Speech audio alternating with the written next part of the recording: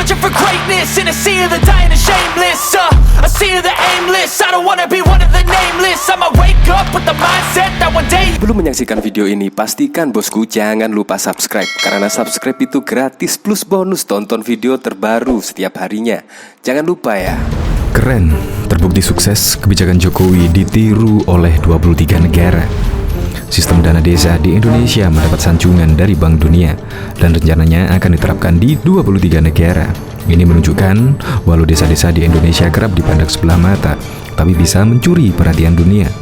Menteri Desa, Pembangunan Daerah Tertinggal dan Transmigrasi dalam sosialisasi dana desa pada Kepala Desa Sekabupaten Bogor di Cigombong pada waktu itu mengatakan bahwa ada 23 negara yang akan mengadopsi sistem dana desa Indonesia. Hasilnya pun cukup bagus kan? Bank Dunia juga mengakui Bank Dunia ini akan gunakan model dana desa untuk mengembangkan negara-negara lainnya. Sekarang 23 negara belajar di Indonesia. Terangnya dikutip dari Berita 1. Eko melanjutkan, sistem dana desa di Indonesia telah terbukti bisa membantu pembangunan desa. Selama 4 tahun terakhir tercatat ada jalan sepanjang 158 km, 1.000 lebih jembatan, 100.000 unit sarana air bersih dan puluhan ribu posyandu yang semuanya dibangun dari dana desa. Pencapaian tersebut membuat Bank Dunia tertarik dan akan menggunakan sistem dana desa untuk mengembangkan negara-negara kecil. Namun sementara ini belum diketahui negara mana saja yang akan meniru sistem dana desa tersebut. Pesatnya perkembangan desa di Indonesia juga membuat anggaran dana desa meningkat. Di tahun 2019 misalnya, anggaran bertambah jadi 73 triliun. Dana sebanyak itu sebagian besar akan dipakai untuk memberdayakan ekonomi, pemberdayaan masyarakat, karena infrastrukturnya sudah lebih bagus. Penerapannya dalam waktu dekat, Kemendes PDTT akan memberangkatkan 20 kepala desa di Bogor ke desa Ponggok di Klaten, Jawa Tengah untuk mempelajari cara memaksimalkan potensi desa dan mengatur dananya. Desa Ponggok dipilih lantaran terkenal dengan objek wisata snorkeling nan indah, Umbul Ponggok. Dengan pemanfaatan potensi dana desa yang baik, pendapatan desa pun bisa meningkat. Di 4 tahun terakhir misalnya, Eko mengungkapkan, program unggulan di sektor wisata, pertanian dan budidaya perikanan membuat pendapatan desa rata-rata 4 miliar per tahun. Diketahui, ekonomi dari Universitas 11 Maret UNS Surakarta Lukman Hakim mengatakan, program dana desa telah menjadikan perputaran uang lebih merata hingga ke pedesaan. Selama ini uang hanya berputar di perkotaan. Dengan adanya dana desa, maka lebih merata, katanya di Solo pada Sabtu 12 Januari yang lalu. Ia mengatakan dana desa akan membuat proyek infrastruktur di pedesaan seperti pembangunan jalan, jembatan, dan talut berjalan dengan baik karena melibatkan masyarakat setempat. Harapannya, dengan terbangunnya infrastruktur tersebut akan memajukan program lain seperti One Village One Product dan One Village One Tourist, katanya. Meski demikian, menurut dia, penggunaan dana desa harus dipastikan akuntabilitas dan transparansinya, mengingat belum semua aparat desa paham dengan pengelolaannya.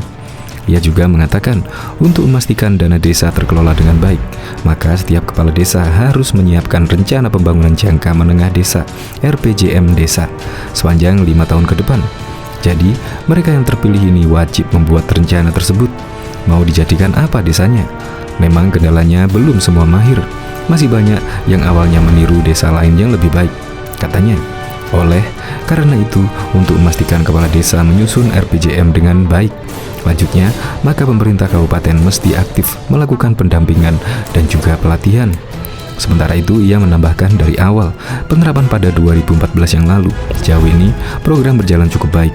Terbukti dari kasus menyangkut pengelolaan dana desa yang minim.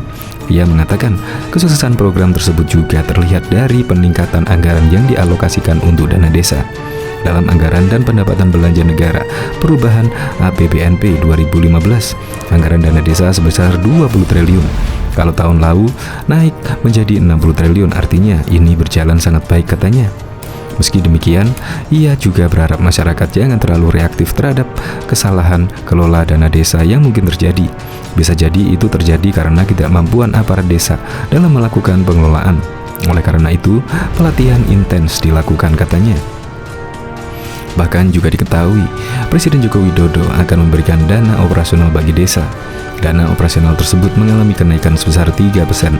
Hal tersebut disampaikan Jokowi saat memberikan sambutan pada acara silaturahmi nasional Asosiasi Pemerintah Desa Seluruh Indonesia (APDESI) pada hari yang lalu, Selasa 29 Maret 2022. Awal mulanya, Jokowi mengaku akan menambahkan anggaran desa pada 2020 lalu.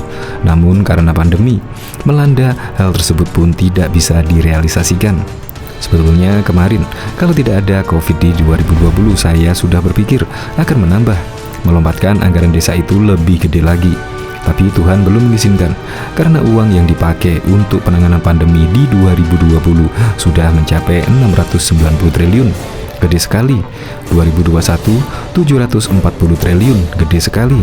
Sehingga dana seluruh kementerian juga kita potong, kemudian dana untuk desa juga sedikit dipotong. Kita potong, ungkapnya. Sedikit loh ya, sedikit kita potong, tidak banyak, ujar Jokowi dalam sambutannya.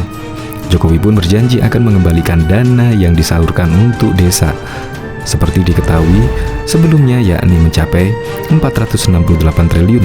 Selain itu, Jokowi dibisiki oleh Ketua Umum Dewan Pimpinan Pusat APDESI, Surta Wijaya, agar pemerintah desa diberi dana tambahan. Jokowi menyepakati akan menambah dana operasional sekitar 3%. Pak Surya minta, "Pak, kalau bisa ya naik 4% atau 5% dari total anggaran." Enggak. Untuk yang pertama ya saya berikan 3%, kata Jokowi. Jokowi juga menyadari usaha kerja keras seluruh pemerintahan desa yang telah merealisasikan jalan desa, embung, hingga jembatan untuk mempermudah aktivitas masyarakat di desa. Ini akan menjadi penopang pertumbuhan ekonomi di desa maupun nanti diagregatkan menjadi pertumbuhan ekonomi nasional, kata dia. Kesuksesan satu entitas ditiru, entitas lain merupakan hal lumrah, bisa ditemukan di segala bidang kehidupan. Tak ada masalah dengan itu sepanjang meniru bisa melahirkan inovasi baru yang menguntungkan semua pihak. Menjadi haram jika peniruan dilakukan membabi buta, turun-temurun, entitas peniru terlena dan malas berinovasi. Jepang dikenal kehebatannya sebagai negara peniru kreatif. Kemajuan industrinya berawal dari sikap meniru kesuksesan Eropa dan Amerika Serikat menciptakan produk teknologi. Sebagai ilustrasi, seekor Ward jam tangan asal Jepang terkenal di dunia. Siapa sangka keterkenalan arloji keluaran Hato Company itu dipicu oleh penemuan jam digital digerakkan oleh Quartz atau Ward di Swiss. Sayang, negara Eropa Tengah dikenal sebagai penemu dan pembuat jam terwahid di dunia. Menyicil pemanfaatan teknologi semikonduktor untuk membuat jam digital tersebut. Peluang ini dimanfaatkan oleh Jepang, memanfaatkan teknologi itu sepenuhnya untuk menghadirkan jam tangan bisa menguasai pasar global.